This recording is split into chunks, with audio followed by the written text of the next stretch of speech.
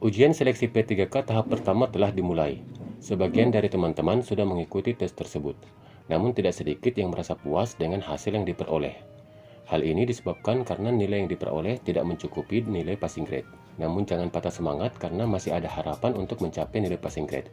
Dengan adanya afirmasi, maka kemungkinan besar teman-teman bisa memperoleh NIP. Di video kali ini, kami akan memberikan informasi bagaimana menghitung nilai tes yang diperoleh jika ditambahkan dengan nilai afirmasi. Seperti teman-teman ketahui, nilai afirmasi diberikan kepada 4 kategori guru, yakni guru yang memiliki cerdik, guru yang berusia di atas 35 tahun, serta guru honorer K2. Namun bagaimana cara menghitungnya jika nilai yang diperoleh diakumulasikan dengan afirmasi yang diberikan? Sebelumnya, yuk kita subscribe channel ini agar teman-teman selalu mendapatkan informasi menarik lainnya seputar informasi dan pendidikan.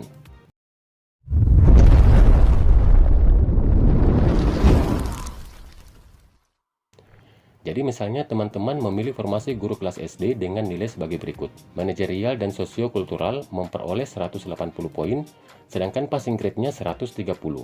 Nilai wawancara 37 poin, dan nilai passing grade-nya 24. Dan kompetensi teknis 270 dengan passing grade 320.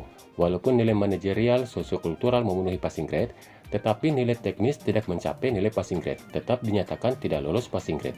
Jika tidak lolos passing grade, maka sudah dinyatakan tidak berhak menjadi ASN P3K. Karena syarat untuk menjadi ASN P3K wajib lolos nilai passing grade. Tapi untungnya masih ada harapan untuk lolos P3K karena adanya afirmasi yang diberikan.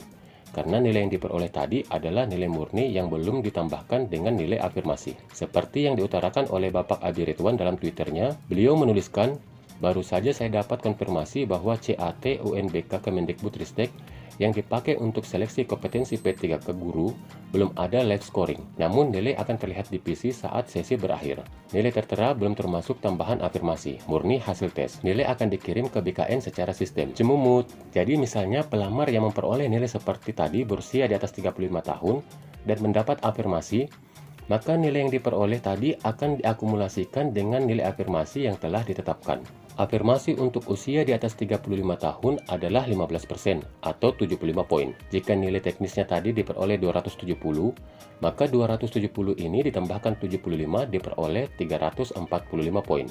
Nilai ini sudah melebihi dari nilai ambang batas yang ditetapkan. Jadi peserta ini berpeluang besar untuk menjadi ASN P3K karena tertolong oleh nilai afirmasi, walaupun sebelumnya nilainya tidak mencapai nilai passing grade. Jika peserta tadi termasuk dalam honorer K2, maka akan mendapat nilai afirmasi 50 poin. Nah, jika diakumulasikan, maka akan memperoleh nilai 320, sesuai dengan nilai passing grade. Maka peserta ini juga berpeluang besar untuk menjadi ASN P3K.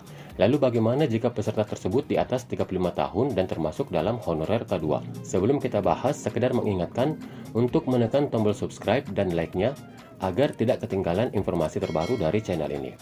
Nah, jika usia di atas 35 tahun dan termasuk honorer K2, maka nilai poin dari tiap afirmasi tersebut akan diakumulasikan, yaitu nilai poin usia di atas 35 tahun ditambah poin dari honorer K2, maka diperoleh 125. Jadi 270 ditambah 125, maka poin yang diperoleh adalah 395. Dengan poin seperti ini, maka peluang untuk menjadi ASN P3K juga sangat besar. Jadi afirmasi ini berfungsi untuk membantu teman-teman agar bisa lolos menjadi ASN P3K.